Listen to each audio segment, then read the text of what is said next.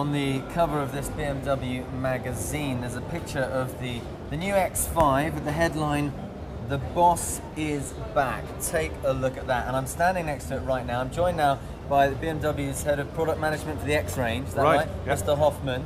Now, Mr. Hoffmann, this is described as an SAV by BMW, a sports activity vehicle. So how is it different from other SUVs on the market? It's a huge difference because, especially if you look back to the 1999, there was a situation that the sports utility vehicles were very, very robust. We said, okay, when we step in the segment, then we have definitely to bring in a true BMW, as we always do. But that means that we integrated in this concept, for example, sporty, elegant design. Then we integrated especially also high interior quality level. Well, I was going to say, the first thing that I see is the interior. I mean, this has been improved vastly. It's a beautiful interior. Definitely. So you see as well with the new one, the high quality of the materials. And what I can tell you, you have a lot of possibilities to individualize your car because you have a lot of selection of materials, colors, qualities, and so on. But coming back to that, what we did in 1999, that means that we also integrated in this concept sheer driving pleasure. And that means that was really outstanding in this segment. And therefore, I think, look back to the colors, to the volumes, 670,000 units for the old X5. I think this underlines the success story of the car, definitely. So, I mean, in terms of this car here, I mean, just looking at it, when it was planned, when it was engineered, what are the selling points? Why would I want this car other than any other SUVs? Yeah, definitely. As I mentioned before, I think we tried for this car, the boss's back car, so to speak. We want to strengthen our strengths.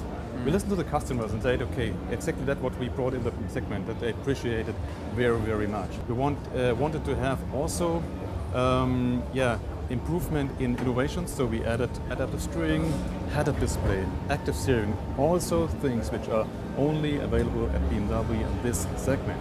A lot of the time we're hearing these two words from BMW at this motor show, efficiency and dynamics. So in terms of efficiency, the X5, I mean, how efficient is it? It is as well also one of our statements here for efficient dynamic. Because of the fact, take the 3.0 SI, and then you can see that we increased the power of 18% on the one hand, on the other hand we lowered the consumption by 14%. I think this is... Which is a lot for a car like this. Absolutely. In terms of dynamics, okay, we integrated as well a new double wishbone front axle, so that means also the stabilization of the car and the driving dynamics and agility is much better than the old one. But this is linked to my next question. Now, something you might have heard about on the X range is the xDrive. Now, this is all to do with an all-wheel drive system, is that right? Yeah, but xDrive is something special, especially in comparison to other systems on the market. So when we're talking about the xDrive issue, then it means that we transport select the power from the front to the rear axle very, very fast, within milliseconds.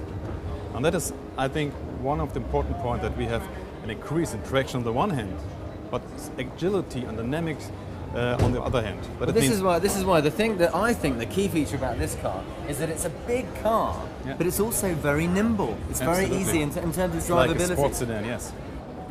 Adaptive drive. Tell us about how that works in this car. Adaptive drive especially, I think this underlines especially the driving dynamics of the car.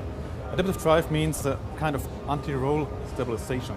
That means the car, when it comes in the curve, it stays on a level. Stays on the level, yes. So obviously got many improved functions, adaptive drive, iDrive. What's the improvement with the iDrive? The only improvement of the iDrive is very easy to explain, because we put to the iDrive 8 keys, we say favorite buttons. Yeah. And that means you put one button and then automatically your favorite telephone number is dialed, or your favorite navigation destination is dialed. So it just makes everything a lot easier. You've got your 8 favorite things there. Absolutely. And what we are looking for and testing at the moment, also in North Sweden, the contribution of the rear wheel drive left and right.